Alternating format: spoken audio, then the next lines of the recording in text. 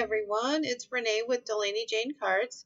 Today I have a video for you on Joy Clair Designs channel. Normally I start by showing you what I'm going to be using, and here I am flipping through a book. I know, completely random, right? This book is my 5-year-old's, my very newly 5-year-old's favorite book. And I wanted to make him a very special birthday card. So I decided to pull up these two sets by Joy Clair. The one is called Big Letters, and it has kind of like two different style of letters in there. It's got these big letters with like a little letter cut out of it, and then some tiny letters. And I thought that I would use these tiny little letters to create a little scene from this book. Now, Cooper is 100% obsessed with Chicka Chicka Boom Boom, with the song, with the book, with the letters, with language, with words, with reading. He is so obsessed with all language, all alphabets of any kind. A couple weeks back, I asked him what he was doing. He was watching videos, and he said he was learning the Japan. He was learning Japanese. That's what my now 5-year-old likes to do. He likes to learn languages. But all in all, we go back to he loves this book. So he is getting a brand new copy of this book for his birthday, which, as I'm voicing this over and when I'm uploading it, is June 1st, 2020. It is his 5th birthday. So as much as I want to share this card with you, I really want, I would love it if you would leave some birthday wishes for Cooper in the comments below. Happy 5th birthday, Cooper. I can't imagine life without you. You are an amazing little person, and I am so blessed to be your mom, and you came into my life when I needed you most. So I laid out all the letters to look exactly like they do in the book, or as close as I could, and then I wanted to use the bright, bold colors that are in the book, but I don't have a bajillion stamp pads, and I clearly think it would be really hard to get in and stamp these. So I pulled out some water-based markers that are ancient. They'll still work. I was very excited that I could find the colors that I needed in the amount of markers that I have, which isn't very many. They all fit in one of those storage things with the X in the middle. There's even space, and that's all of the water-based like markers that I own. I don't really have a vast collection. I used to, I guess, but I don't anymore. I have moved on to my love of Copics. I do have a few other brands, but you know, I don't have many water-based markers. So here you see I use the Zig markers. They are, what kind are these? These are the Zig memory system markers. I don't know if they actually have a name. These are the writers, maybe, with the bullet nib on one end and the fine nib, and then let's see if I can find one of the other ones that has the chisel nib and see what that one says it's called even. Let's see. This is called Fine and Chisel. So there's like super old Zig markers. Like I said, I've had them forever. And then the other brand that I'm using here is Tombow ABT markers. They're the water-based Tombow marker that you see a lot of people watercolor with. Mine are, I don't know, I never really pulled them out to do much watercoloring with them. I don't know, maybe I should try that. But I was just scribbling the marker itself on the stamp in the right spots. I had the book off to the side, so I was getting the letters the right color, and I was just stamping them over until I got a nice clean image. And once I was done and everything matched, I was so happy that I was able to kind of recreate this, because he is the kid that will notice, like, that is not in the right place now. So then I needed the tree, so I pulled out my very terrible drawing skills here. Kind of drew in this tree. I didn't realize that this tree was so like wonky looking, but it is how it looks in the book, I guess. Somebody got paid to illustrate it like this, and it is a well-loved image, and I'm hoping that when he sees this, he's not going to be like, Mom, this is a terrible recreation of my very favorite book. Why did you try this? He's going to be like, oh, it is my favorite book. So I'm just hopeful. Please hope with me. And then I needed to do the leaves.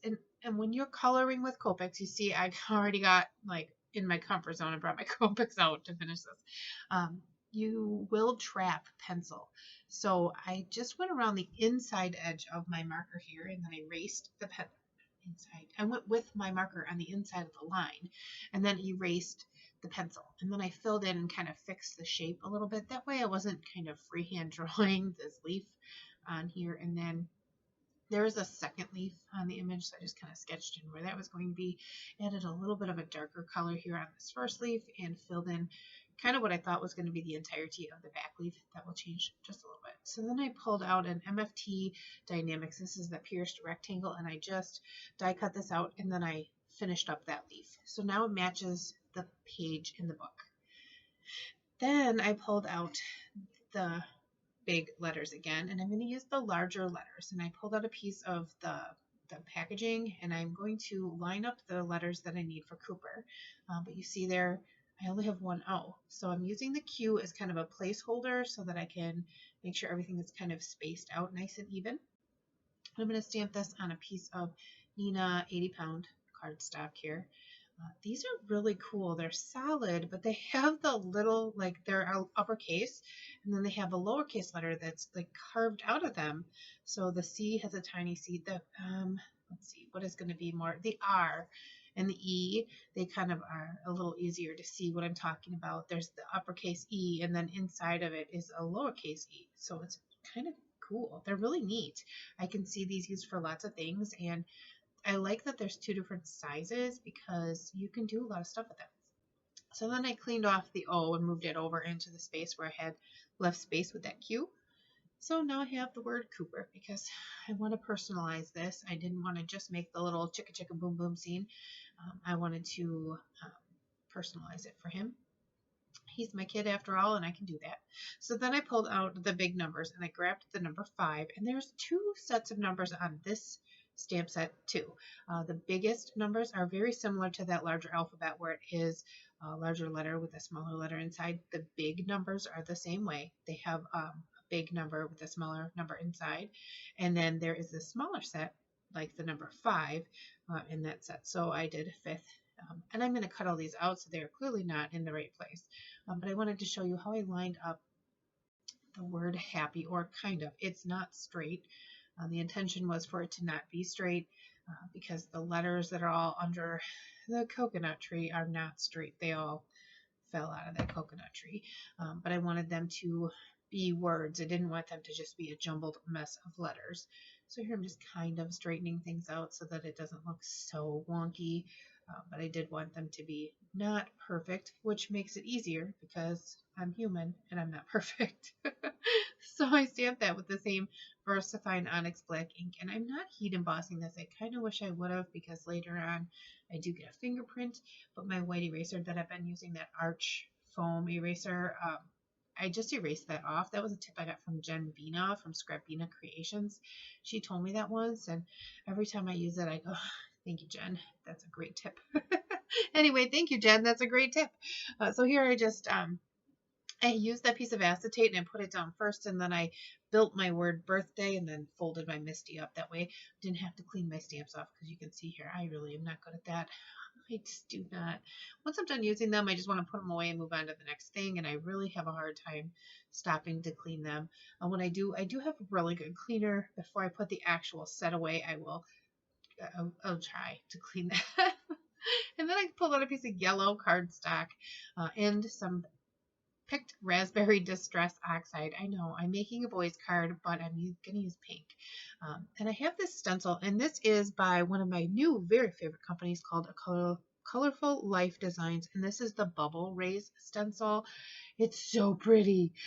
So I just stenciled over the yellow with the with the picked raspberry ink here, Distress Oxide, and it covers the colored cardstock really well.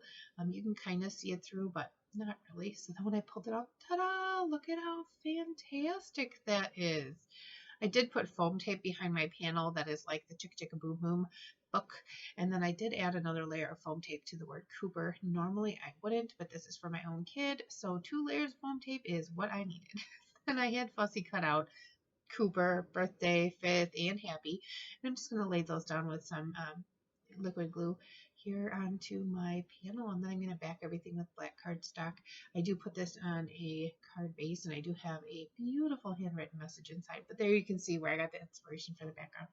I would love to know, do you like making personalized cards? And have you seen these stamps from Joy Clair Stamps before? Because they're fantastic, and they're also in the clearance section. So I will leave the link below. And as always, thank you for stopping by, and give cards generously. Bye.